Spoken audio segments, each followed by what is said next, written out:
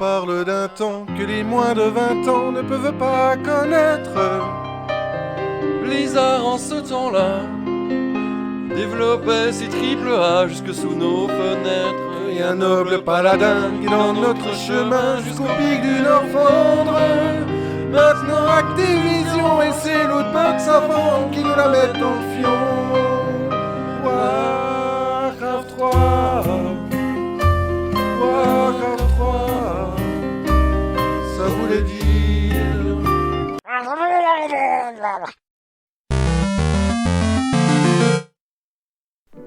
Salut tout le monde, bienvenue dans le terrier de sauvegarde avec Fox et Fennec. Aujourd'hui, on va vous présenter un petit jeu et un style de jeu en particulier qui s'appelle Warcraft 3. Mais avant ça, on va vous expliquer un petit peu le concept de cette émission qui est notre troisième émission que nous publions sur cette chaîne de Fox et Fennec. Je te laisse expliquer cela. Ok, alors, le terrier de sauvegarde c'est très simple. Comme vous l'avez vu dans le titre, voilà, on va aborder un jeu. Alors ça sera pas toujours un jeu, ça peut être plusieurs choses, on n'a pas forcément une limite. Ça peut être un manga, un film, une série, une connerie, voilà. Tout ce qui est un petit peu vidéoludique finalement. Un objet culturel, voilà. Le but, alors c'est pas d'en faire une analyse de game design ou des choses comme ça, ou de faire une critique très élaborée avec différents points de vue, etc., des comparaisons. Non, c'est un peu plus à la cool. Voilà, c'est limite une espèce de version un peu podcast. On est là pour discuter. Ouais, vous attendez pas une note à la fin, quoi. Non, c'est ça. Donner un peu nos avis, parler un peu des anecdotes qu'on a pu avoir avec ces jeux, et un peu voilà, faire les liens entre toutes ces choses. Donc voilà, le terrier de sauvegarde, c'est ça. Une petite discussion tranquille, vous allez passer quelques minutes avec nous à discuter et à écouter nos conneries sur certains sujets. Bon courage. Voilà. Donc voilà, mettez-vous bien, prenez un truc à manger, prenez un truc à boire, et puis on va commencer tout de suite. Ouais. Alors aujourd'hui, justement, on va vous présenter donc le fameux jeu Warcraft 3, Reign of Chaos. Qui est ma boîte. Et pour l'anecdote, j'y ai jamais joué. Voilà. C'est utile. Du coup, Warcraft 3, développé par Blizzard, sorti en 2002, édité par Sierra.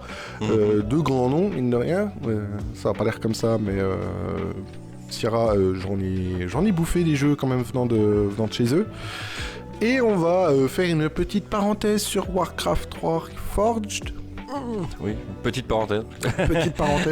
Qui est sorti en 2020. Voilà, ils l'ont refait en 2020 et ils ont réussi à rater un jeu qu'ils avaient réussi 18 ans avant. Donc c'est une magnifique performance. On fait un applaudissement pour Blizzard. Merci, bravo à eux. Ah oui, non, ce jeu est une fraude interstellaire. Sans parler qu'en plus il dépend du Battle.net. Voilà, donc c'est toujours cool de devoir avoir une bonne connexion pour jouer à un jeu solo. On fait des campagnes de merde en RTS, ça fait plaisir. D'autant que le jeu ne marche pas, la plateforme ne marche pas mieux. Donc c'est un petit combo de foirage en règle. Et en plus de ça, d'après ce que tu m'as expliqué, justement, sur la version Reforged, les cinématiques sont tellement dégueulasses qu'ils ont quand même gardé l'option. Vous pouvez voir les vieilles cinématiques, celles qui étaient faites 18 ans avant. Alors ouais, ils ont refait les graphismes, hein, ils ont un peu lissé les trucs, voilà. Mais effectivement, t'as une petite option dans les options de graphisme, audio, vidéo, je sais plus quelle catégorie ça se planque, mais effectivement, vous pouvez réactiver les visuels de 2002, voilà, si vous voulez retrouver le cachet d'antan. Ce qui est peut-être pas plus mal finalement. Voilà. Donc bon, aujourd'hui, on va surtout se concentrer du coup sur Reign of Chaos, du coup celui qui est sorti en 2002. Voilà. Pour en revenir à ce qu'on disait, on parlait tout à l'heure de Warcraft 3, maintenant on va venir un petit peu sur le style de jeu que c'est, et qu'est-ce que c'est qu'un RTS. Exactement, voilà. Qu'est-ce qu'un RTS, Fox? Alors un RTS, Real Time Strategy pour les anglophones, et stratégie STR, stratégie en temps réel pour les francophones. Si vous voulez, l'objectif ça va être de faire une petite ville, avec les améliorations qui vont avec, les bâtiments qui vont avec pour faire des unités, et avec ces unités, aller péter la gueule aux copains. Voilà, en résumé, c'est ça. En très simple, c'est ça, ouais. Voilà, si vous préférez, on va avoir un début avec un bâtiment qu'on va appeler soit le forum, soit la maison mère, enfin peu importe les noms différents des jeux, où il y aura quelques péons, où il faudra aller récolter quelques ressources, de l'or, du bois, de la pierre, de la nourriture, ce genre de choses. De la gestion d'ouvriers. Voilà, il y a une certaine gestion d'ouvriers, où au fur et à mesure, après, avec ces différentes ressources, on va aller construire d'autres bâtiments, genre par exemple une caserne pour pouvoir faire des guerriers, une archerie archerie pour les archers, ce genre de choses. Un atelier pour les améliorations d'armes et d'armure. Voilà. Ce genre de conneries-là. Et du coup, ce qui va nous permettre de débloquer différentes unités afin de démonter la tête des copains. Tout simplement. Voilà. Le RTS c'est vraiment très simple, hein. Il y a beaucoup de jeux qui regroupent ce style-là. Après, ce qui va beaucoup différencier, c'est par exemple les styles d'unité. On va prendre Age of Empires par exemple, d'une nation à l'autre, on aura différentes unités. Il y aura des unités qui seront spécifiques à certaines nations.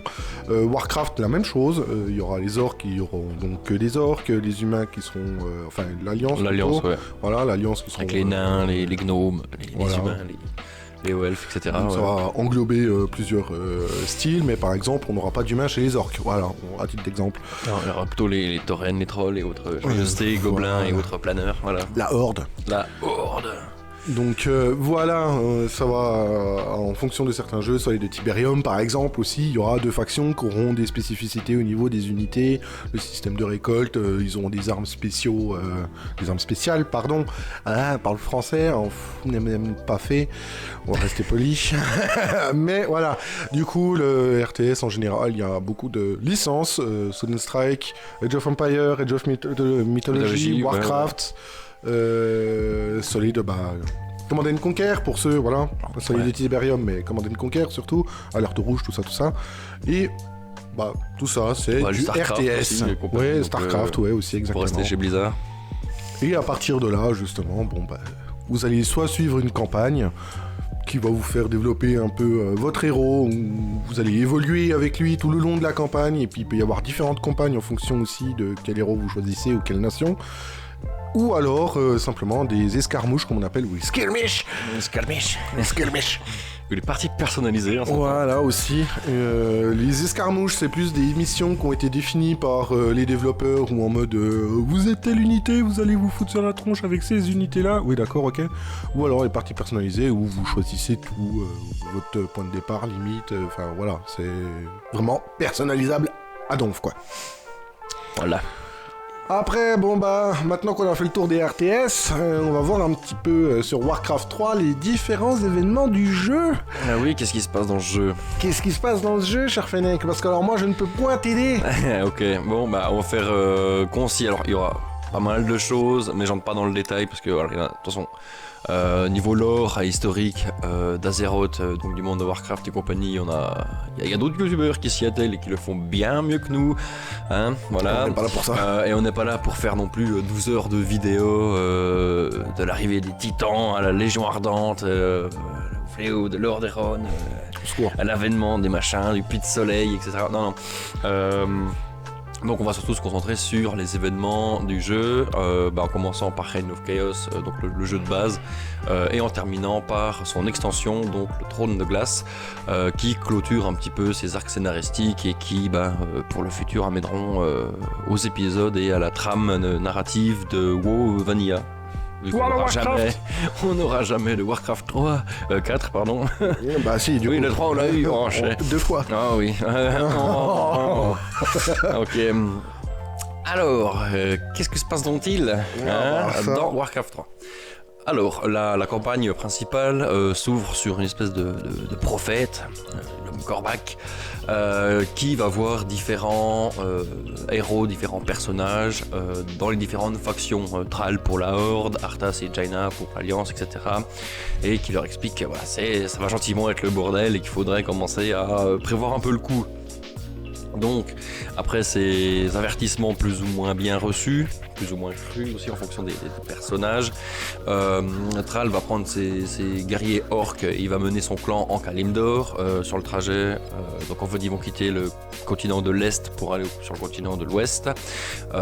Il va embarquer ses gaillards, ils vont parcourir plusieurs péripéties, ils vont rencontrer les trolls sur les îles qui se joindront à leur force. Une fois en Kalimdor, ils vont tomber sur les Tauren qui vont aider face aux centaures et autres harpies, et tout ça va créer justement l'amalgame qui sera plus tard connu sous le nom de la Horde, sous justement la supervision de Thrall, voilà, qui aura pris les devants pour sauver son peuple des catastrophes qui allaient arriver. Du côté de l'Alliance et surtout de Lordaeron, on va suivre Jaina et Arthas, un paladin. Ils seront d'abord amenés à combattre quelques orques restants dans le royaume, puis certains événements vont rendre les gens un peu malades, ils vont se rendre compte qu'il y a des infections, etc. Et puis ces gens vont se changer gentiment en morts-vivants qui va justement amener les prémices du fléau. Brain. Voilà. En parlant du fléau, Arthas va commencer du coup à lutter contre ça. Il va affronter les seigneurs de l'effroi pour un peu endiguer la menace que ça représente pour son royaume. Dans le fils du roi, voilà, il a à cœur de protéger sa nation. Sauf que de mission en mission, il va prendre gentiment des chemins et surtout des résolutions de plus en plus extrêmes.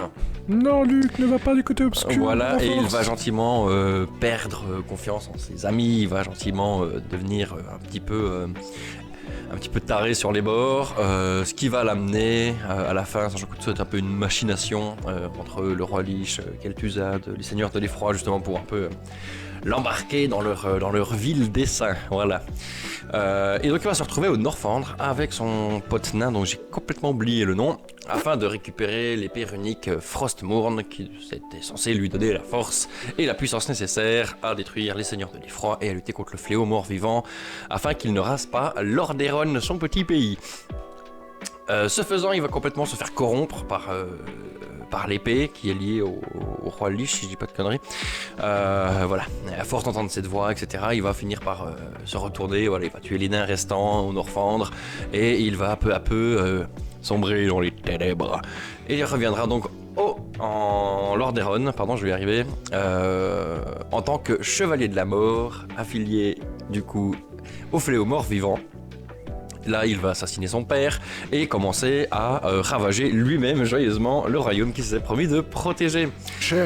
Il va notamment exterminer les hauts elfes avec la fameuse mort de Sylvanas qu'il va transformer en Banshee, car la brave Ranger a malheureusement mis trop de bâtons dans les roues au chevalier de la mort, et celui-ci, pour se venger, ne lui accordera pas la mort qui lui était due pour sa bravoure, et il va la transformer en Banshee, la prendre sous son contrôle et l'utiliser afin de finir le boulot. Voilà. De l'autre côté du monde, les elfes de la nuit vont voir arriver les orques sur leur terre, notamment avec le clan Hurlenfer, Hellscream dans la version originale. Ils vont gentiment devoir un peu se dépatouiller avec ces créatures vertes qui viennent défoncer leurs arbres, parce que eux ils les aiment bien, leurs arbres. Ça va partir un petit peu en couille de leur côté, ils vont libérer Illidan, il va y avoir plusieurs dissensions internes entre la prêtresse, les archidruides, etc. Mais finalement, quand ils vont se rendre compte que la Légion Ardente se pointe et qu'Archimonde va venir tout raser, notamment l'espèce d'arbre-monde, source de vie du royaume elfe de la nuit, ils vont gentiment faire une petite coalition entre les forces de Jaina, qui est restée loyale à l'Alliance, qui va arriver avec ses sorciers et autres nains, les hommes de Thrall, qui vont aussi prêter main forte parce qu'ils se rendent compte que là, du coup, ils sont un peu tous dans la même merde. Et tout ça, du coup, va amener à la fin de la première campagne, la campagne du jeu de base, avec la défaite d'Archimonde face au peuple unifié. Voilà, en tout cas, Alliance. allié. Ces événements, du coup, vont nous amener sur le DLC. Cool. Voilà, à partir du DLC, Arthas, toujours en proie à la conquête et à l'extension du fléau mort-vivant, va se rendre compte que le trône de glace, donc là où siège le roi Lich, est menacé, et du coup il va prendre les devants afin de protéger son espèce d'influenceur préféré. Abonne-toi, mets un like. De l'autre côté, on va suivre Illidan et ses nagas, donc ces espèces d'hommes serpents, d'hommes amphibiens, voilà. Alors que lui sera toujours poursuivi par les sentinelles elfes de la nuit. T'es pas très content que les prêtresses le libèrent. Et on va faire un bond un petit peu dans le futur pour arriver à la fin du DLC où effectivement Illidan ne va pas réussir à mettre en échec les plans d'Arthas et de Kel'Thuzad. Il va se faire tuer par Arthas, et Arthas va devenir le nouveau roi Lich après s'être emparé du trône de glace. Voilà. C'est quand même un gros chèque de se dire que le mec il a fait la promesse de sauver son pays et finalement il fait tout couler. Tout. Oui, tout. Alors, l'échec, mais complet. Voilà, donc bon, voilà, j'occulte quelques passages, quelques événements, quelques personnages aussi. Pour les connaisseurs, vous m'en voudrez pas, c'est surtout pour rendre la chose Plus compréhensive. voilà, digeste pour les gens qui ne seraient pas habitués du lore de Warcraft. Après, comme on l'a dit, voilà, il y a d'autres chaînes, d'autres trucs, vous pouvez voir vous pouvez passer des semaines à regarder des vidéos sur le lore, que ce soit Thrall, Jaina, Kalimdor, les trolls, les machins, les titans, les puits de soleil, voilà, il y a de quoi faire. Donc on laisse ça à d'autres, voilà, parce que sinon on va devenir une chaîne Warcraft lore, et c'était pas l'objectif. Non. Donc voilà, j'espère que ma petite exposition vous aidera à comprendre un petit peu les événements qui se déroulent du coup dans cet opus. Voilà. Bon, moi, ça fait déjà quelques fois que je l'entends, mais je retiens toujours rien. Bon, ça c'est compliqué. C'est Warcraft. Voilà. Bon.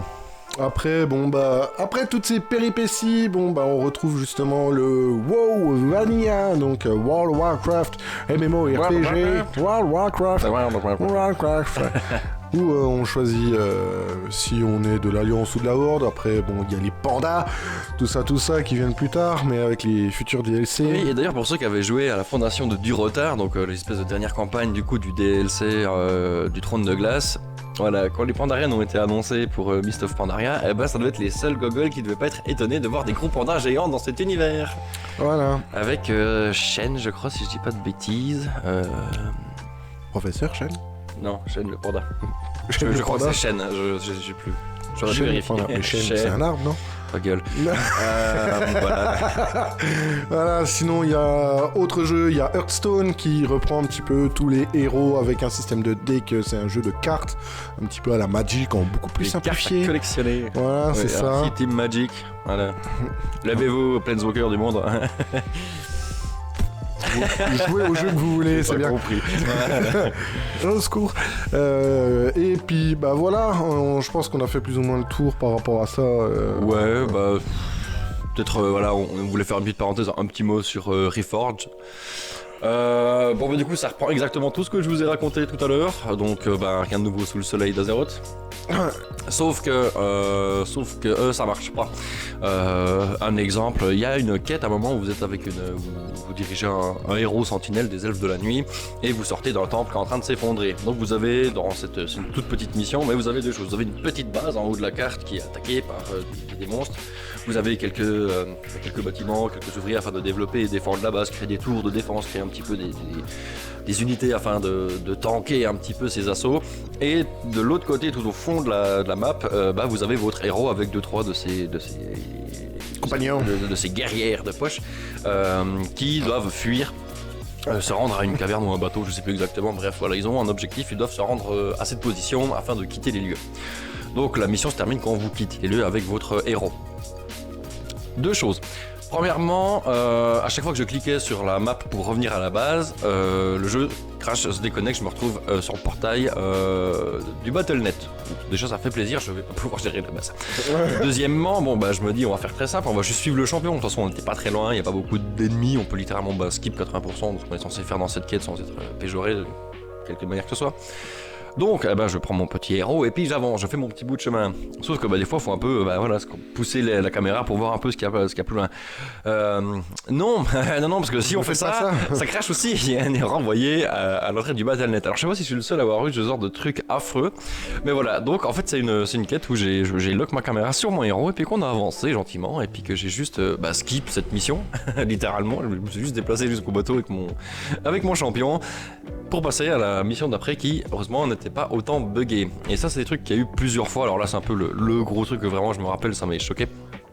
Parce que finalement, je faisais 2 pas, je faisais une sauvegarde rapide, je refaisais 2 pas, je faisais une sauvegarde rapide, comme ça, moi, je me retapais pas à chaque fois. Tout le chargement, voilà. les vieux. Donc voilà, il y avait pas mal où ça fait des grosses missions où il faut, je sais plus, avec les orques quand ils arrivent justement chez les elfes de la nuit où vous devez amasser, je crois, 15 000 unités de bois, c'est énorme. Si vous faites pas que ça vous en avez pour un moment. Et en plus, bah voilà, les aides de la NUS commencent à se rendre compte que vous êtes une menace pour leurs arbres, pour leur peuple, et bah commencent à venir un peu vous taper dedans. Donc vous devez faire plusieurs camps parce que voilà, que ce soit les ressources minières, enfin l'or, etc. Il n'y en aura pas assez, donc vous devez de toute façon avancer dans la carte et aller faire d'autres colonies, histoire de conquérir des mines d'or, etc. Histoire de continuer de développer déjà votre défense et surtout avoir un maximum de péons afin de récolter un maximum de bois. Voilà. Et donc ça c'est toujours très sympa après 1 heure de stratégie intensive à repousser les assauts, à créer des machins, à aller faire des quêtes annexes pour les gobelins pour avoir des espèces de méca bûcherons qui récupèrent énormément de bois très vite, que tout d'un coup tout s'éteint et on peut recommencer depuis le début. Pardon, ça fait toujours plaisir. Donc voilà, ça c'était pour Reforged. Ne jouez pas à Reforged, jouez à Reign of Chaos et à son extension, le Frozen Throne, le trône de glace. Voilà. Surtout qu'il est relativement facilement trouvable, je pense, que ce soit sur internet. Pour l'extension, je sais pas, mais le jeu de base, il y a moyen de le trouver. Voilà. Même, je pense en vrai qu'il y a pour les petites brocantes, j'en ai fait une il y a pas si longtemps. Il y avait justement les deux avec, je crois qu'il y avait le Reign of Chaos et puis le Frozen Throne. Frozen Throne, ouais. Ouais, voilà. Je crois bien qu'il y avait les deux quand même. Donc, il y a au moins le jeu de base. Voilà, un vide-grenier, un truc. Enfin, c'est des choses. En tout cas, ça se trouve. Voilà. Mais puis pour la petite référence, Warcraft 3, il vient de tout expliquer le lore et tout le bordel. Moi, le seul truc que je connais, c'est travail terminé. Encore du travail. Voilà, c'est. Votre prénom, c'est François.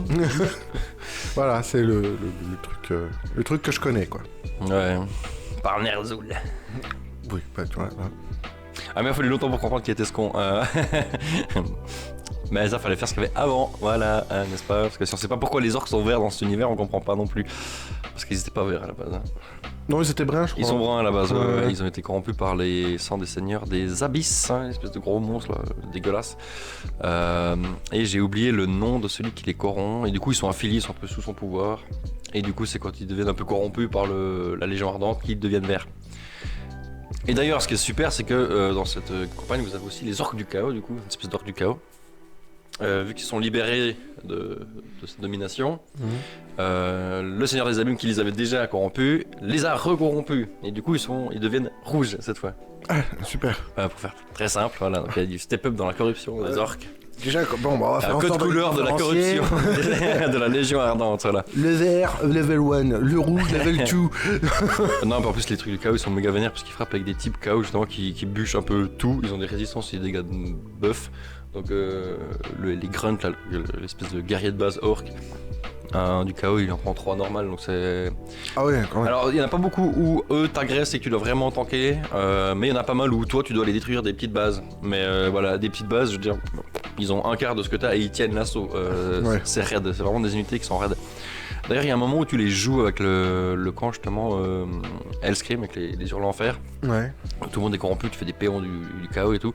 C'est très marrant parce que tu roules littéralement sur les gars en face, quoi. Voilà, il n'y a aucune résistance. Si tu sais un peu faire ta micro-gestion et ta macro-gestion histoire d'arriver avec des bonnes forces de frappe. Ouais, il y a de quoi faire, quoi. La mission est cool, mais du coup elle est très rapide. Voilà. C'est triste. C'est triste. Bon, maintenant qu'on vous a parlé de toute l'histoire du jeu, du DLC avec World of Warcraft, Hearthstone. Bon, on va parler un petit peu plus d'RTS quand même. Ouais. On va partir sur un truc un peu plus catégorie général. Des RTS. Ouais, on va dire ça. Après, bon, les autres RTS, comme j'ai pu citer tout à l'heure, il y a Age of Empires par exemple, 1, 2, 3, Age of Mythology. Je sais même pas s'il y a un 4 en vrai d'Age of Empires, il me semble. Ça, je sais pas, moi j'ai fait le 3 et Mythology. Ouais, après il y a le Mythology version Titan. Ouais, il y avait une version avec des titans en plus. Ok. Ouais, il y a eu après la série des Sudden Strike, on en est à Sudden Strike 4 que j'ai fait sur PS4, il y a qu'est-ce qu'il y a d'autre? Il y en a plein. Les Command & Conquer. J'ai fait des masses, donc... Ouais, moi j'en ai bouffé. Warcraft 3 que vraiment j'ai poncé. Age of Empire 3. Age of Mythology. Ouais. Et puis l'alerte rouge sur la Play 1. Voilà. Oh, c'est un Play 1, oh mon dieu. Bon, Faire du oh, RTS avec une manette de PlayStation 1, c'est très intelligent. c'est particulier. J'ai eu des jeux sur PS4 aussi, ils avaient fait Grand Age Medieval. Un petit jeu de gestion aussi, pareil. Bon, c'est moins RTS déjà que plus vraiment gestion. Ouais. Mais même chose, tu joues avec la manette, mais c'est chelou de ouf. Rien fait que les Oh, putain. Putain, avec la souris, c'est tellement plus simple et plus intuitif comme système. Ouais. Que ouais, de ce côté-là, c'est pas top. Je vais me fouetter la gueule. Je vais me fouetter la gueule avec mon truc. Ah, ça fait mal. T'en as fait vachement plus que moi du coup. Ouais, alors, ouais, j'en ai bouffé quelques-uns. Age of Empires 2, par exemple, avec Jeanne d'Arc, en l'occurrence. Jeanne, au secours. C'est une très vieille référence, ça aussi, déjà. Ouais. Mon Dieu. Il y a eu quoi Mythologie. Comment il s'appelle? Je sais pas de quoi tu me parles. Merde, le héros. Le héros principal. Dans Age of Mythology. Ouais. Parce que tu suis justement ce troupe de héros que tu peux invoquer, mais c'est tous les... Bon, je sais qu'il y avait Ulysse par exemple, Ouais, t'en avais plusieurs comme ça, c'était pas genre. Agamemnon, Ouais. Oh, je sais plus. En plus, moi je joue avec les Atlantes à la fin, donc. Bah justement, le héros de l'Atlante. Je sais plus. Voilà. Ah, ça fait un moment, je me rappelle juste l'espèce de cavalier là, puis l'espèce de. Le centaure aussi. Ouais, mais tu choisis des espèces de divinités au début de la partie. Mhm. Puis en fonction, t'as plusieurs des bâtiments uniques ou des unités uniques en fonction du dieu qui est affilié à ta faction. Et moi j'étais Atlante Gaïa, un truc comme ça, puis à la fin j'avais l'espèce d'arbre, je sais même plus le nom. Ça faisait des espèces de dent, Ouais. de gros hommes arbres géants comme ça. Je me rappelle. Et les Ouais, bâtiments, du coup, les- vu que j'avais Gaïa, quand je mettais un bâtiment, j'avais tout qui fleurissait autour. Donc, comme ma base s'étalait, je faisais du gazon et des machins partout où j'étais. C'était stylé. Espèce d'écolo. Les co-guerriers. Les co-guerriers, là. On tue les gens, mais c'est pour la beauté de la nature. Non, il y avait...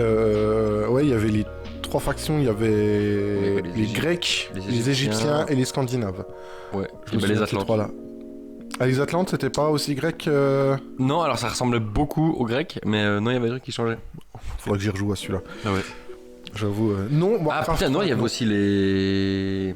Oh, je sais plus si c'est dans le. Si c'est dans le mythologie, t'avais aussi les Japonais, non? Non, ça c'est Age of Empires, ça. Ah, je sais plus. T'avais japonais, je confonds, je t'avais... confonds. Bah non, parce que moi j'ai joué au 3. Il n'y a pas les Japs dedans. Si si, ils avaient les unités avec les Shukonu là. Oui, oui. Ouais, c'est juste, non, c'est dans le 3, ça, je dis n'importe quoi. Non, rien à voir. Les japonais, hein, c'était bien dans Age of Empires. Non, les japonais, c'était pas du tout dans Age of Mythology. C'était vraiment... Bah, ça touchait plus à la mythologie grecque, égyptienne et scandinave qu'autre chose. Mais après, ce qui était mythologie japonaise... C'est vrai que ça aurait été cool, Ouais. en vrai, de retrouver les Ori, les machins... fantômes, des dragons... Vas-y, on vous bouffe la gueule. Ah oui, il y avait le Nidhogg, le gros dragon des Scandinaves. Ouais. Oui, ça Je me souviens, Ouais. je me souviens, ouais, que puis alors lui, il était abusé. Bon, quelques archers, et c'était ciao, mais On peut pas tant abuser que ça du coup. ouais, c'était. Non, il faisait une shit de dégâts, mais alors niveau résistance, il était pas top. Ouais. Après, en autre style de jeu, moi, ce que j'aimais bien, c'était dans Command & Conquer, Solid et Tiberium, c'est surtout celui-là que j'ai fait, moi. Ouais. J'aimais bien écraser les gens avec les camions de ressources. C'est toujours là les espèces d'humains, ouais.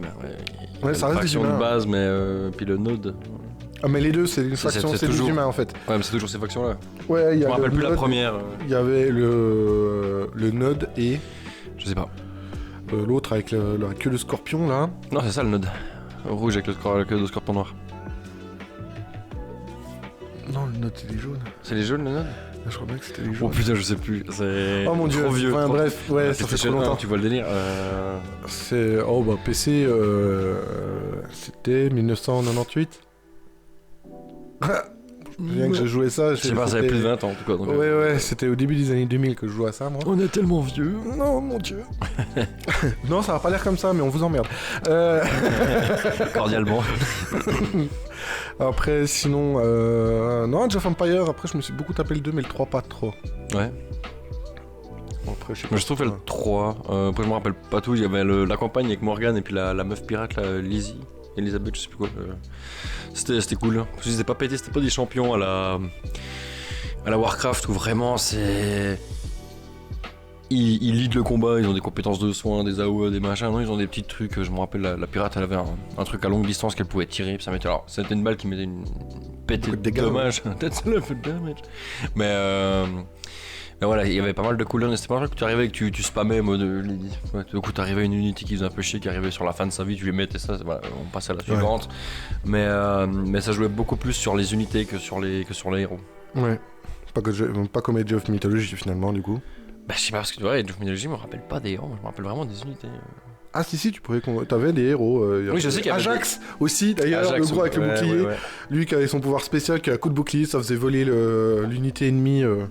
Alors ça me dit un truc, mais toi, ça m'a pas marqué. Ça m'a pas marqué comme, je sais pas moi, un paladin ou un maître des lames dans Warcraft 3, ou les seigneurs de l'effroi et compagnie. Moi, ça m'a marqué parce que j'utilisais les cheat codes. Je sais, c'est honteux, mais j'utilisais les cheat codes et j'arrêtais pas d'invoquer les héros. Star Trek. Non, alors ça, c'était dans Age of Empire. Moi, dans Mythologie, j'invoquais les héros et tout le bordel. Ok. Ouais, je m'éclatais à faire ça. Woodstock. Pour avoir une chier de bois.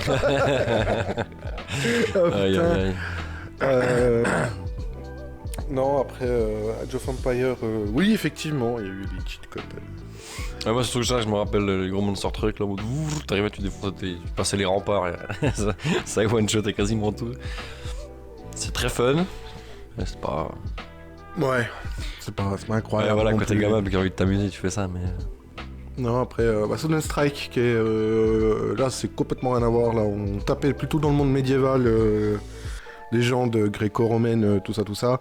Là, Sudden Strike. T'es bon en histoire, toi. Hein? T'es bon en histoire. Oui, complètement.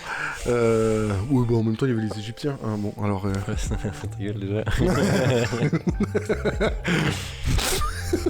Non, après c'était Sudden Strike qui était beaucoup plus Seconde Guerre mondiale là déjà, par exemple Sudden Strike 1, 2, 3, 4, moi je me suis surtout tapé le 1 et le 2, et le 2 en l'occurrence je me souviens qu'il y avait le débarquement en Normandie, le 6 juin 1944, et en vrai c'était ouf, c'était complètement ouf, tu faisais débarquer tes soldats, ça venait, puis au bout d'un moment en fait dès que t'avais passer un peu ce premier point, t'avais toujours tous les temps un petit peu de renfort qui revenait. Donc ouais, c'était incroyable. Déploiement d'unités. Ouais, au bout d'un moment tu roulais tu roulais sur les unités ennemies, mais alors par contre ils se sont bien fait chier sur les maps entre les bunkers et tout le bordel, les bâtiments. En plus, ce qu'il y avait de bien, c'était que les mecs planqués dans les bâtiments, si tu détruisais le bâtiment, ils mouraient avec. Il n'y avait pas de blablabla. Ah, je m'en vais. Non. Ouais, dedans, tu meurs. Dans Warcraft 3, il y avait ça, genre t'avais des bâtiments de défense qui pouvaient accueillir des unités, genre les antres, enfin l'espèce de ferme pour les orques. Les péons pouvaient se mettre dedans puis lancer des lances depuis ces huttes. Donc ça les transformait un peu en mode petite tourelle. Alors ça valait pas une tourelle, mais quand il y en avait 4-5 dedans, ça commençait un peu à emmerder. Et en plus, les orques avaient une mécanique, à partir du 2e âge je crois, ils avaient les bâtiments hérissés. Donc il y avait des espèces de corps, des espèces de défense comme ça sur tous les bâtiments, des pics. Donc quand les unités au corps à corps frappaient le bâtiment pour le détruire, ils perdaient un pourcentage de leur vie. Donc quand t'arrivais avec plein de fantassins, la première ligne arrivait, bousillait 60% du bâtiment, puis tout le monde mourait parce qu'ils se mettaient des dommages tout seuls. Et en plus t'avais les péons dedans qui balançaient leur lance. Mais là par contre ce monstre c'était chiant parce que voilà, tu passais je sais pas combien de temps à défoncer ce truc. Bon, après c'était avec là fallait prendre des armes de siège, mais c'était pas de problème, avec des canons, des trucs, c'était plus simple. Ça réglait le problème, ça. Ouais, mais quand t'arrivais fin de partie, que machin, tes canons avaient été détruits, tes chariots, tes trucs, il y avait plus rien. Voilà, t'es avec tes derniers chevaliers, la moitié meurt sur les pics. Et une fois que c'est fini, tu commences à aller à devoir cliquer péon par péon, parce que tout le monde en mode oh on se casse. Et puis surtout ce qui se passait c'est que t'avais pété une autre, ils faisaient oh, puis t'allais dans celle juste à côté, puis ça recommence. Ça c'était vraiment pompeux vers la fin. On prend les mêmes et on recommence. Non, mais ça c'est vrai que ça. Tu savais que t'avais gagné, mais ça a rallongé de 10 minutes la partie. Ouais. C'est comment gratter du temps. Ah ouais. Ça c'est le genre de truc par exemple quand t'as un timer sur ce genre de conneries là et puis que justement tu mets 3 heures pour détruire un bâtiment. Moi ça me stresse. Parce que genre tu dois faire ça en une demi-heure par exemple. Ouais. Alors, je sais pas s'ils l'ont fait sur Warcraft mais sur d'autres jeux t'as justement un petit peu ce système de timer. Des missions chronométrées. Ouais t'as... Alors là c'est plutôt une mission de survie, genre tu dois défendre un village, t'as la légion qui arrive, t'es avec ton paladin et puis tes fantassins. Et puis en gros c'est tenir avant l'arrivée des renforts avec l'autre paladin, la Uther, qui arrive avec ses chevaliers, parce que c'était le début de la campagne donc t'avais pas les unités développées, t'avais vraiment les unités de base merdiques. Donc quand les mecs arrivaient avec les chariots avions, les abominations, à un moment tu avais beau en avoir 50, elles se faisaient massacrer. Tu devais tenir, je sais plus, 40 minutes, une demi-heure, et puis à la fin, t'avais la petite cinématique avec l'autre guerrier avec ses chevaliers qui roulait sur tout. Et puis, merci papa. Merci de m'avoir sauvé. Ou à la fin aussi, avec. Dans son autre délire aussi, il y avait avec. Quand tu jouais Karthas, quand il enchevait de la mort avec son pote Lich là, pour je sais plus quel rituel, le mec il doit caster son sort pendant son incantation, elle dure aussi une demi-heure, un truc comme ça. Sauf que t'as 4-5 bases humaines, t'as des elfes, t'as des machins, et tout le monde veut venir empêcher le rituel. Bah, donc si l'autre il se fait buter, si la liche se fait buter, fin de la partie. Donc toi tu dois faire tout un bordel autour de défense parce que ça vient vraiment de partout. Il y en a des ils sont spécialisés avec des trucs, il y en a des c'est que des unités volantes, donc tu dois vraiment essayer de bloquer les trucs pour qu'on n'arrive pas à tuer ta liche, puis tu dois tenir 30 minutes comme ça, sachant que bah, voilà, au début on te fout la paix, t'as les premières vagues toutes les 5 minutes, à partir d'un quart d'heure ça commence à... Voilà, puis les 5 dernières minutes, c'est intense. il lâche tout quoi. Oui, allez. C'est ça. Mais c'est vrai que c'était assez exponentiel, donc c'est souvent le dernier moment quand t'avais 1 milliard de trucs, ça rendait la séquence assez intense. Il fallait vraiment que tu sois prêt. Après t'avais le temps justement au début de bien développer, mettre des tours de défense, faire des trucs, mettre tes chemins, etc. Un peu voir qu'est-ce qui arrivait de quel côté pour mettre les unités qui pouvaient un peu contrer ça. Ouais. Voilà, donc ouais, tu comprends, c'était pas tant compliqué, mais c'est vrai que c'était souvent intense à la fin.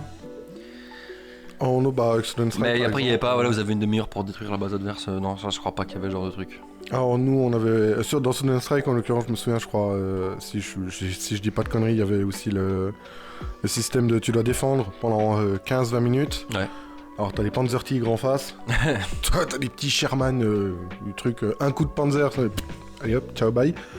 Puis après ça on te dit, faut aller finir de nettoyer. Donc autrement dit, tu viens de te faire rouler dessus pendant un quart d'heure, 20 minutes, il te reste quasiment plus rien, et après on te dit, faut aller finir le travail. Enculé, t'es mignon, mais comment je fais? J'ai plus rien, j'ai plus de munitions, parce que oui, dans Sudden Strike 2, t'avais le système des munitions. C'est pas les mecs qui pouvaient tirer pendant une demi-heure, et puis... non, au bout d'un moment, t'avais la barre verte qui était leur barre de vie, et la barre jaune, t'avais même l'essence aussi d'ailleurs. C'est quoi, il y a la mode baïonnette et tout, bien... Ah non, les mecs ils attendaient que ça se passe. Bien, super.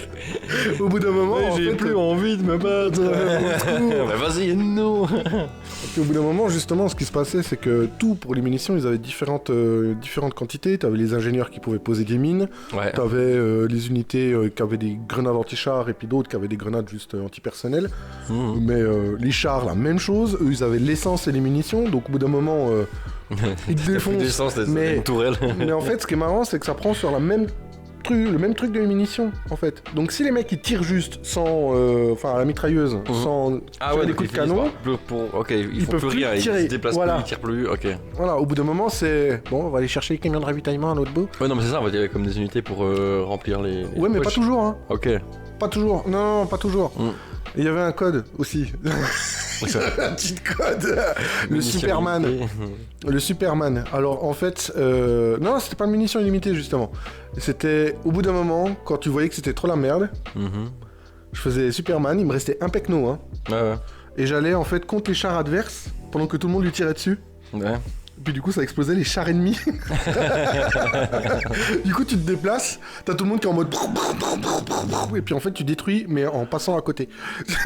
Mais le mec il a plus de munitions, hein, il peut plus rien faire. Là, juste il se déplace. Juste il se déplace. Mais, la Heartbox devait une hitbox. Ouais c'est ça, c'est ça. Très bien. Sinon World of Warcraft...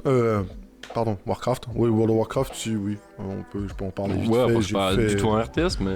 J'ai fait bon, pour en revenir vite fait dessus, j'ai fait la version en partie privée, moi. Enfin, en serveur privé. En serveur privé, ouais.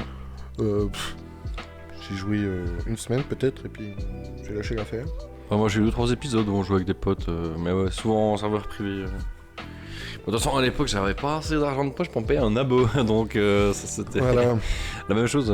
Bon, ça, on en parlera une fois où on en parle des MMO, mais voilà, les Dofus et autres et compagnie. Ouais. J'ai ce côté longtemps incarnat, mais à ce truc, Non, il y avait... Non, pour revenir à Warcraft, moi, il y a un autre jeu qui me faisait confondre les deux. C'était The Settler Rise of Empire. Autrement dit en français, les bâtisseurs d'Empire. Je sais pas pourquoi, parce qu'en fait, il y a un mode campagne, et justement, t'avais le gros chevalier avec la petite mage blonde, pareil. Ok, ouais. Voilà, et moi, dans ma tête, je sais pas pourquoi j'ai toujours confondu les deux. Jedi plus ça. Ouais, mais c'est ça, et avec justement aussi, il y avait aussi des zombies, et je sais pas pourquoi j'ai toujours confondu. Quand je me disais, ouais, j'ai joué à Warcraft, non, pas du tout, jamais. Non, voilà, Non, c'était The Settlers, qui était mieux pour moi parce qu'il y avait vraiment le système de gestion de la ville où, bah, voilà, tu devais gérer, ça retouchait un petit peu le RTS, mais un peu plus gestion dans le sens où ta ville, tu devais aller choper tes matières premières pour pouvoir les transformer pour le bonheur et la joie de ta population. Ah, t'avais une jauge de morale des troupes? Ouais, c'est un peu... de la population. Alors, des troupes, non. T'avais pas de morale des troupes. Ouais, mais je veux dire, je sais pas, moi, le moral était faible, les gars produisaient moins, c'était plus lent. Ouais, alors des trucs comme ça, mais, je me souviens plus exactement, je crois qu'en fait les gens ils étaient malheureux, il y en avait, oui, je sais plus dans quel jeu, je crois qu'il y avait une émeute au bout d'un moment où... Il y avait un truc comme ça où... Genre quand les mecs étaient super contents, ils avaient genre je sais pas moins 10% de production supplémentaire ou 10% que ça allait plus vite pour faire les troupes. En normal, bon bah t'étais à 0, enfin t'étais à 1-1 sur les échelles, ouais. Et quand vraiment le peuple allait mal... T'avais des trucs, voilà, genre une unité qui te prenait, je sais pas, je te dis une connerie, qui prenait 30 secondes à être produite, et ben elle passait à 35 secondes. Ouais, parce que les gars c'était tout mou, et puis ça voulait pas. J'ai pas envie. Non, c'est ça. Mais non, alors je sais pas pourquoi j'ai toujours confondu les deux. Mais non, je me souviens pas qu'il y avait ce genre de truc. Non, je crois que les personnes en fait au bout d'un moment se barraient juste littéralement. Au bout d'un moment c'était non, cette ville me convient pas, je me casse. Comme dans César 3 aussi, jeu de gestion, rien à voir, mais même chose, tu voyais ton petit pecno en mode oh, je me casse, j'en peux plus. Il prenait la femme la charrette et puis non, il partait avec son sac qui traînait par terre. Ok. Et puis bah voilà, après Warcraft 3, non vraiment j'ai pas joué à part travail terminé, encore du travail. Ah non, ouais. Murloc. Mais ça c'est plus pour le Warcraft je pense. Le Warcraft 3, ouais. Ah bah si, bah il y en avait aussi clairement dans Warcraft. Mais alors les Murlocs... Après oui, effectivement dans WoW, bah, là il y en avait un peu plus. C'était représenté différemment on va dire. Donc voilà. D'ailleurs c'est marrant parce qu'il y a toujours une espèce de petite scission entre les Murlocs et les Nagas, les unités de base. Parce qu'il y a des unités Murlocs dans les Nagas, mais c'est pas les mêmes que chez les Murlocs.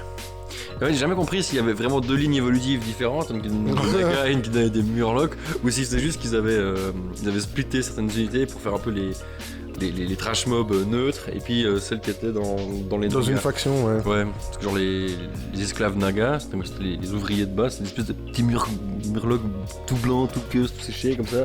Puis voilà, ils avaient vu qu'elle allait couper le bois. Fallait l'arroser le pauvre. Et par contre, les derniers, les gros Nagas, bah voilà, c'était des méga myrmidons serpents avec des grosses lances pour lancer des lames de fond, des trucs de fou, invoquer des élémentaires d'eau. Oh oui, des ouf. Les sorcières Nagas aussi, en mode. Pas en mode Béduse, qui tirent des flèches de glace, qui pouvaient geler des zones. Il y avait. Ouais, les armes de siège des Nagas, c'est des espèces de tortues dragons. Donc elles avaient pas d'ailes, mais c'était une méga tortue avec des grosses piques, toute la carapace hérissée. Et puis voilà, elles pouvaient croquer des trucs. Puis les petites unités, elles pouvaient les avaler. Donc c'est une compétence que tu pouvais cliquer sur un fantassin qui arrivait. Elle la chopait, puis elle la mâchait. En fait, les lustres prenaient des dégâts à la durée. Et il fallait qu'elle meure. Si elle mourait avant de l'avoir tué, ben le mec, il ressortait en fait et puis il continuait. Mais s'il restait dans la bestiole, il perdait de la vie jusqu'à mourir. Et quand elle attaquait les bâtiments, ben, en fait, elle faisait des gros mouvements de tête comme ça et ça balançait des gros rochers. Et ben là, du coup, en fait, c'était plus considéré comme du dégât contondant ou tranchant, comme une unité d'infanterie, voilà. C'était considéré comme une arme de siège, donc elle faisait des dégâts d'armes de siège comme les chariots à viande pour les morts vivants ou voilà, tout ce qui est canon et machin. Donc voilà, des petits pecnos qui tapaient sur la tourelle, t'as la barre de vie qui peinait à descendre, et elle arrivait, ça faisait bla bla bla dans le micro. Et bla, ouais, du coup c'était un autre délire. Mais du coup, voilà, j'ai jamais su s'il y avait une vraie différence entre. Est-ce que les Murlocs sont des Nagas, voilà, Est-ce que c'est juste des trash mobs ou est-ce que ils ont juste splitté ça pour avoir un peu différentes catégories de monstres? Ah bah alors là je peux pas trop t'aider de ce côté-là. Après. Bah, tiens, en parlant de ça, j'ai une petite anecdote que je faisais parce qu'on sur Warcraft 3, il y avait un éditeur de niveau qui était hyper bien. Alors soit on le faisait depuis le début, soit ça permettait de reprendre des cartes qui étaient initialement prévues pour les Death Smash ou les escarmouches, etc. Et puis voilà, on pouvait rajouter des bâtiments, enlever des arbres, ajouter ce que vous voulez. En fait, c'était la bibliothèque d'items. Enfin, on avait tous les objets, tous les héros, tous les machins. Il y avait absolument tout. Vous pouvez passer des heures à scroller chaque machin. Il y a vraiment un develop kit quoi, le truc, c'était vraiment violent. D'ailleurs pour l'anecdote dans l'anecdote, c'est grâce à cet éditeur-là qu'on a pu avoir les MOBA. Parce qu'à la base, les premiers, ce qu'a donné un peu les Dota et compagnie, c'est un mec qui s'est dit tiens, je mets des tourelles, je mets des chemins, faut détruire l'espèce d'hôtel de ville, le château adverse, et vous contrôlez qu'un champion. Ok. Et du coup, ils avaient généré des cartes comme ça. Toi, tu t'occupais que de ton héros. Et il fallait aller péter les tourelles sur le chemin, enfin les tours de défense, pour après aller attaquer la base adverse. Et du coup, c'est ce qu'a donné les Dota, les League of Legends maintenant. Et ça, du coup, ça vient de ça. Je sais plus qui c'est qui avait généré ça, mais voilà, pour la petite anecdote. Mais bref, c'est pas ça que je voulais raconter. Pour en revenir à... Voilà. Il y avait, pour parler des Nagas notamment, dans l'extension, il y a un moment avec Illidan où on joue en fait les Nagas. Alors voilà, c'est pas une race qui est autant développée que les 4 autres. Il manque, enfin il y a des bâtiments qui sont un peu fusionnés les deux en un, ils ont pas tout non plus, genre les améliorations, ils doivent pas créer un atelier, c'est le bâtiment mère qui permet directement de faire les améliorations, et puis là c'est pas hyper catégorisé, en gros ça améliore les Nagas de manière générale, y a pas, je prends un exemple.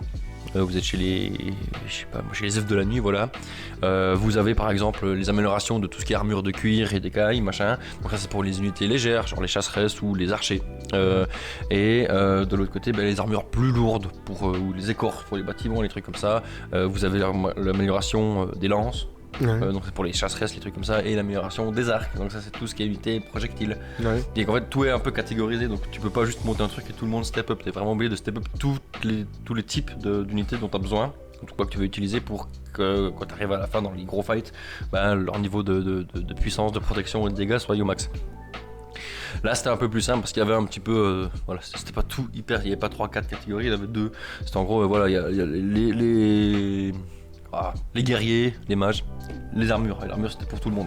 Donc quand on montait les écailles, c'était les péons de base, les gros myrmidons, les sorcières, les tortues dragons. Tout le monde a la même manière. Donc c'était un peu plus, c'était un peu plus condensé. C'était une espèce de prototype de race finalement. Et moi ça m'a toujours gonflé parce que j'adorais jouer cette race-là en l'occurrence. Et tu la joues quelques fois dans la campagne de l'extension. Mais après, une fois que tu as terminé et que tu fais des parties personnalisées, des deathmatch et compagnie, elle n'est pas jouable. Il n'y avait que les 4 de base, donc les humains, les orques, les morts-vivants et les elfes de la nuit. Et voilà. Mais moi, ça me gonflait et je me suis toujours demandé, mais est-ce qu'il n'y a pas un moyen un peu de quand même se faire une partie, quoi. Mais alors sans qu'elle soit, sans parler des parties en ligne, ou juste toi dans ton coin, tu te dis, tiens, je me fais un match contre l'IA et je peux jouer les Nagas. Et si, en emmerdant un moment, j'avais réussi à trouver. Alors c'était un peu quoi, la manip était un peu laborieuse. J'ai pris un niveau, j'ai mis un héros, donc je commençais directement avec un champion. À côté de ce champion, j'avais mis des bâtons, je crois que c'est des bâtons de domination qui s'appelaient, c'est des objets qui avaient des utilisations, qui avaient des charges. Chaque fois que vous en utilisiez une sur une unité, je crois qu'il fallait pas qu'elle soit trop puissante non plus, mais là on s'en fout. Et du coup, ça là, vous la récupérez, vous en preniez le contrôle et le venez dans votre la conversion, quoi. Voilà, clairement. Et du coup, ce que j'ai fait, c'est qu'à côté de mon site de départ, j'avais foutu mes 5 clampins Naga, là, mes 5 ouvriers Naga. Au début de la game, j'étais allé avec le héros, je les avais convertis, je les ai ramenés chez moi, j'avais pris de base, c'était toujours les elfes de la nuit, comme ça les feux follets, donc les ouvriers de base, on pouvait les faire exploser pour les décharges de mana, donc après je les sacrifiais les 5, comme ça je commençais pas avec 10 unités, avec que 5, enfin je voulais vraiment que le jeu soit réglo. Et une fois que j'étais en place, je sauvegardais, et je me faisais un canvas, c'était un gabarit partie Naga. Et en fait, en cherchant un petit peu, en trédouillant, je me suis rendu compte que pour par exemple les Fulborg ou les satyres, il y avait aussi Ça, donc, mais alors, eux c'était encore pire, et vraiment genre ils avaient 4-5 bâtiments, de quoi faire les troupes, de quoi faire le héros, de quoi faire des tours de défense, de la bouffe, démerde-toi, c'était vraiment ultra simple. Que dalle quoi. Et du coup en fait j'ai réussi à refaire ça pour toutes ces races là, donc j'avais des gabarits où je pouvais lancer une partie, et je jouais avec les satyres. Voilà, je jouais qu'un héros satyre. Alors du coup par contre, eux, contrairement aux autres races qui avaient 4 héros avec si je dis pas de bêtises avec l'extension, là il n'y en avait que un. Ouais. Mais j'avais pas, enfin je m'en fous, moi je pouvais juste faire mon truc là, arriver avec mes guerriers satyres, mes voleurs d'âmes satyres, mes machins. Et du coup je pouvais faire des parties perso en jouant des races qui étaient pas jouables. Ouais, et du coup ça j'y ai passé des mois et des mois à jouer avec les nagas, les satyres et autres Fulborg. Donc très cool, vraiment. Et après on invente les modes. Je suis même pas sûr qu'il y ait des modes. Je suis même pas sûr qu'il y ait réellement des modes qui existent maintenant pour ça par contre.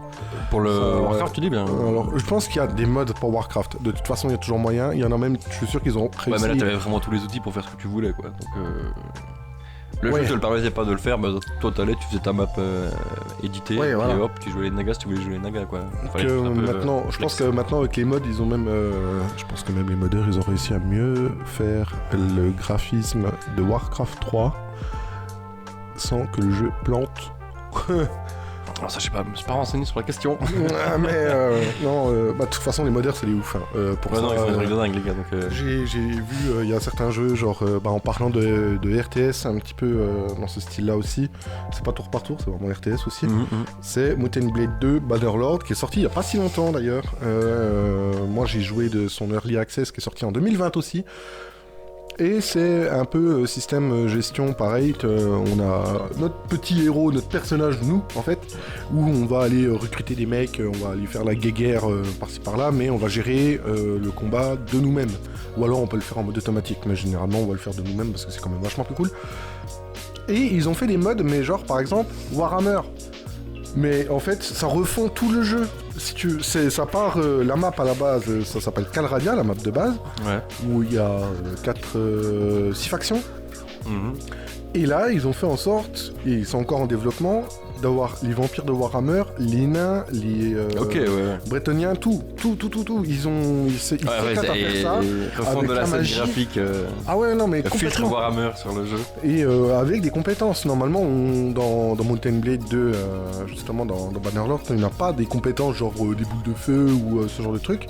Eux, ils se sont dit, on a rajouté ça dans le jeu. Ok, ouais. Et je trouve ça ouf. Ah ouais, dans les espèces de filtres comme ça, un truc moi je m'étais amusé à faire, c'était au tout début quand je jouais à League of Legends. Je sais plus comment, parce que je suis pas un mec qui bidouille les modes, les machins, moi il y a un moment je suis vite dépassé, enfin je lance mon jeu, je joue, enfin je l'attends pas plus, je prends pas plus de temps à côté pour me dire est-ce qu'on peut faire d'autres choses. Du coup je sais pas du tout comment j'étais tombé sur cette info, mais il y avait une espèce de patch d'application que tu pouvais mettre en plus sur League of Legends. Donc en plus à la place d'acheter des skins, tu pouvais télécharger des skins, ça reprenait le squelette du truc, mais du coup ça changeait. Alors là c'était vraiment des costumes ou d'autres personnages en fait. Et en fait tu lançais ça, tu prenais le personnage de base et en fonction de celui que tu avais activé toi dans ton dossier avant de lancer le jeu, ça appliquait cette... Mais il y a que toi qui le voyais, genre les autres ils voyaient le personnage de base, tu vois. C'est juste un filtre pour toi en gros. Et moi ça m'avait trop fait marrer et du coup j'en avais pris plein de trucs, j'ai testé plein de trucs à la con. Genre je jouais Vi, tu sais avec les gros points là. Par exemple il y avait un skin Tifa, donc moi j'ai pu jouer Tifa dans la faille de l'invocateur. Donc ça c'est trop bien. Et ça c'était très drôle. Voilà pour la petite anecdote filtre sur les... Je vais défoncer les gens avec Tifa. Voilà. Quoi? Aucun rapport. Voilà, non du coup c'était très drôle d'avoir mettre des méga punch contre des... contre des chaînes et autres. Des mignons. Voilà, aller casser des tours. Voilà. Défoncer des garènes. Et se faire défoncer tout court. Et taper des Yasuo antifa, c'était très drôle. Rapport choucroute. Voilà, rien à voir. Sinon, en parlant d'autres anecdotes, t'as d'autres choses un peu dans tes longues parties, des trucs un peu drôles qui te sont arrivés ou des strats débiles que t'as mis en place Alors non, si, ouais, Age of Empires, l'éditeur de niveau, je m'éclatais toujours à faire la grosse forteresse. Ok. Mais propre, c'est vraiment symétrique. Hein. Ouais, je pose mes tours. Je pose mes tours là. On a tous commencé comme ça. Et à la fin, quand tu vois que t'es en mode j'ai construit ma 4ème tour, le mec il est en mode 3ème âge, il arrive avec 50 chevaliers, tu dis j'ai pas eu le temps. Non, donc moi je le faisais dans l'éditeur de niveau exprès comme ça. Moi je commençais, j'avais le gros truc tout beau, magnifique. Ah ouais, ok. Et j'étais juste en mode défense. Et puis en fait, après coup, je lançais la game, j'étais en mode c'est trop bien. J'ai pas de ressources vers moi. cher. Il voit les mecs qui font les trajets de 20 Mais minutes pour c'est ça. récupérer du bois. C'était ça. J'étais en mode, oh mais quel con. C'est pratique. Non, Ah bah sinon- tu vois, j'avais l'autre logique moi. Ah non, moi alors. Ah non, moi c'est complètement les logiques inverses. C'est en mode, on prend un truc qui marche, dans une faction, un machin, et tu le pousses, mais genre tu te concentres que là-dessus. C'est vraiment la clé de voûte de la strat. Ouais. Bah genre pour rester dans Warcraft 3, il y a des trucs que je faisais des fois. Alors sans parler des éditeurs de niveau, ça tu peux faire dans n'importe quelle partie. Alors c'est pas recommandé parce que tu perds, enfin ta faction perd clairement en efficacité, mais contre des bots qui sont un peu cons ou des joueurs qui sont un peu débutants. C'est toujours très fun. Et je faisais des espèces de parties un peu tribales, un peu claniques comme ça, où imaginons, je sais pas, jouer la horde. Le premier champion que je faisais le champion troll par exemple. Et ben je faisais que des unités trolls. Donc je prenais que les chasseurs de tête, que les chevaucheurs de wyvern, que les machins, et j'avais pas le droit. Je faisais pas de tauren, je faisais pas d'orc, je faisais pas de ces bêtes de Komodo là, les espèces de tambours de guerre. Non, je faisais que des trucs comme ça. Ou avec l'alliance, avec les nains. Tu prends le nain, bah du coup tu fais que des fusiliers, que des artificiers, que des machins. Et je m'amusais à faire des espèces de monoraces en fait dans la faction. Je ne jouerai que cela. Ouais, alors du coup je m'amusais. Racisme. Oula, on va se faire Tu restes tranquille. Non, il y avait aussi. Bah, c'est comme tu me diras, je jouais que les héros dans Age of Mythology, hein, pareil. Hein, je faisais en sorte de tous les invoquer et puis. Ah ouais, tu faisais des armées de héros. Il y avait 3 fois Ajax, il y avait 3 fois Arcantos. Ok. Je crois que c'était comme ça, le héros principal de la campagne. J'en sais rien, je sais plus. Je crois que ça s'appelait Arcantos du coup. Le héros principal avec sa lance là. C'est pas Bellérophon avec la lance? Hein? Il y avait pas Bellérophon et compagnie aussi? Non, après, ils sont pas dans les. Enfin, moi j'ai les refs mythologiques, mais après dans les jeux, j'en ai aucune idée. Dans le jeu, non, il y avait. Enfin bref. Ouais. Mais du coup, c'était marrant parce que tu voyais 4 Ulysses en train de tirer à l'arc pendant qu'il y avait 3 Ajax qui foutaient sur la gueule. Moi, je me fendais bien la gueule à faire ça. Ouais. Moi, j'étais sûr de rouler sur tout le monde. Je n'avais pas de frustration. J'éteignais l'ordinateur. J'étais en mode. C'était bien. J'ai défoncé tout le monde. La joie d'un homme. Oui. Bah, un peu dans le même délire. Prendre une mécanique et la pousser. C'était dans Age of Empires 3. Une fois que j'ai fini les campagnes et tout, tu pouvais choisir une nation. Et en fait, en fonction des jeux que tu faisais, des escarmouches, tu gagnais, etc., tu gagnais des points. Et en gros, dans l'espèce de capitale, tu pouvais débloquer des bonus. Tu pouvais faire genre du déploiement ou des machins quand tu passais certains âges, etc. Et moi je jouais beaucoup avec les Hollandais. Et les Hollandais, ils ont une petite unité très sympathique qui s'appelle les bellicistes. C'est une espèce de petits fusiliers. Voilà. On voit limite arquebusier quoi. Ouais, mais vraiment léger les trucs. C'est pas des gros buffs. Hein. C'est vraiment des petites merdes. Hein, voilà. C'est littéralement. Voilà. Ils arrivent avec leurs petits fusils. C'est vraiment les unités de base. Tu peux les produire. Y a pas de problème. Et par contre, ce qui était bien, c'est que, hormis la nourriture qu'il fallait avoir en réserve pour les produire, pour les générer et les entraîner, il fallait que de l'or. Donc, je passe en mode mono-ressources. Du coup, je faisais une chier d'or, je faisais que des bellicistes, et en plus, ce qui était cool, alors déjà, entre les développements, les espèces de déploiements qu'on recevait de la capitale, moi j'avais débloqué tous les trucs pour les bellicistes. Enfin non, en vrai, à la fin je les avais tous débloqués, mais dans ceux que moi je prenais pour ma partie c'était que les trucs. Donc j'arrivais, je sais pas, je me rappelle plus exactement des chiffres, mais j'arrivais par exemple au 3e âge, je débloquais mon soutien de la capitale, je recevais 50 ou 150 bellicistes, on s'en fout, je sais plus les chiffres, et je recevais par wagon, comme ça à chaque fois que je faisais un truc, blam 50, blam 25, blam 30, et il y en avait. On enchaîne. Et en fait je faisais que produire que des bellicistes à foison, et toute la strat, elle marchait grâce à un truc qu'avaient les Hollandais, c'est qu'ils avaient des bâtiments, c'était des banques. Ah ouais. Et elles produisent de la thune périodiquement, une espèce de revenu passif. Ouais. Je sais plus, tu peux en faire 4 ou 6, c'était limité, tu pouvais pas en faire autant que tu voulais, mais 4 ou 6, je sais plus. Bref, et j'arrivais, je faisais ma ruelle de la fortune, la rue de la thune, et je laissais ça générer. Je faisais plein de bâtiments qui permettaient ça, donc en fait dès que je sélectionnais toutes les unités, je faisais un, puis ça produisait encore et encore. Et du coup en fait j'attaquais un camp, une ville. Même si ça tenait, je m'en fous, ça arrivait tout le temps. Il y en a 2 qui tombaient, 2 qui arrivaient. Il y avait un roulement infini de bellicistes comme ça. Et j'avais tellement de thunes que je m'en foutais. Il y en avait tellement qui étaient en attente de production que dès qu'il y en a un qui crevait, il y en a un autre qui se relançait directement derrière. Donc j'avais un flot infini de guerriers fusillés comme ça. Et puis vu qu'ils étaient fusillés, tout ce qui était volant, machin. Enfin, je sais pas trop s'il y a des trucs volants dans Age of Empires, mais voilà, ils attaquaient de loin.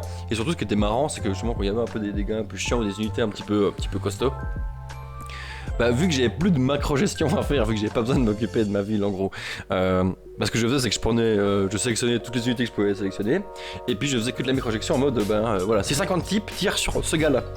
Alors ils ont beau pas faire beaucoup de dommages et pas être très très vénère. Sélectionner, viser, mais clic en droit. gros, c'est ça, je le prenais, clic droit, ça faisait brrr, sa vie elle faisait brrr, Ouais. deuxième vague brrr, il était mort, et j'enchaînais comme ça, donc je les prenais un par un avec 1000 mecs qui tiraient sur un type à chaque fois, et du coup c'était complètement débile, et ça marchait très bien ça par contre.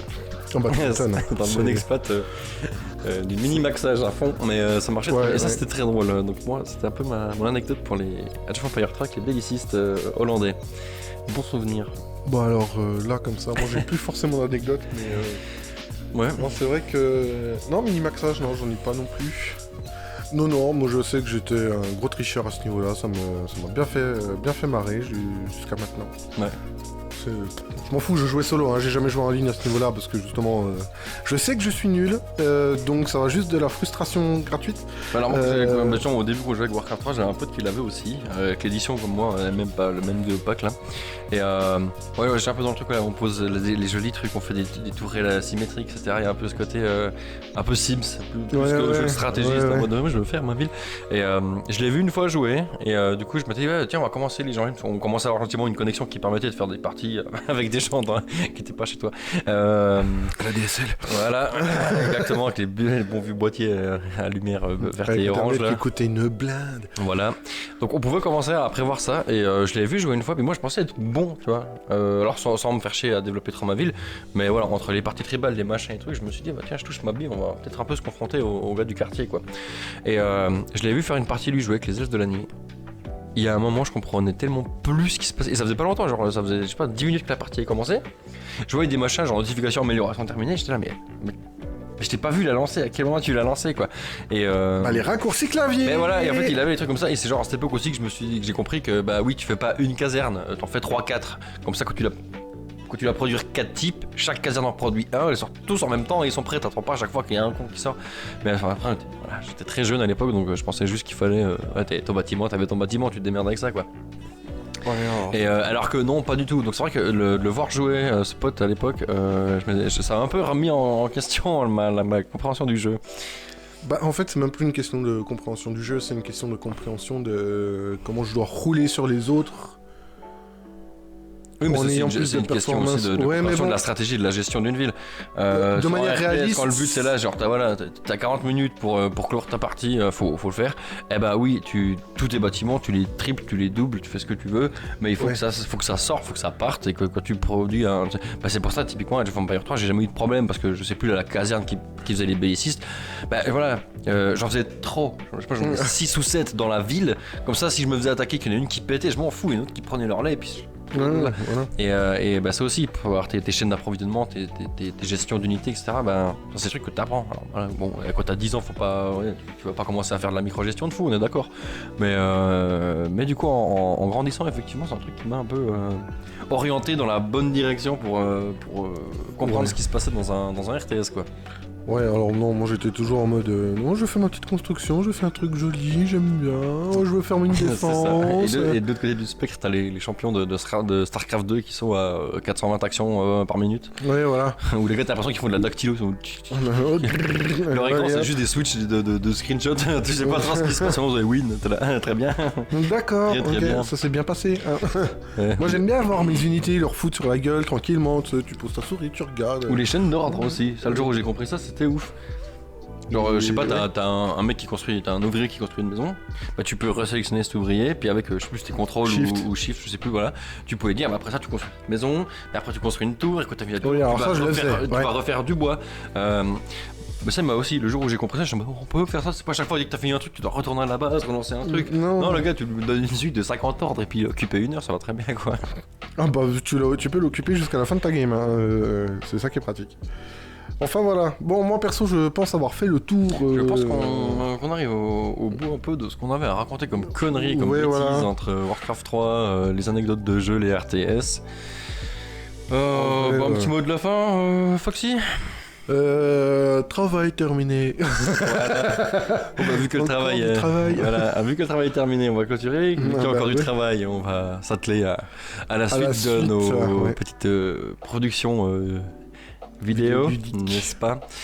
En tout cas, on espère que ça vous aura plu, ce petit moment passé en notre compagnie. Si vous avez vous aussi des anecdotes de jeux ou vous voulez vous plaindre parce qu'on n'a pas parlé de certains RTS qui ont changé votre vision du monde ou versé votre douce enfance, on vous les laisse les mettre en commentaire.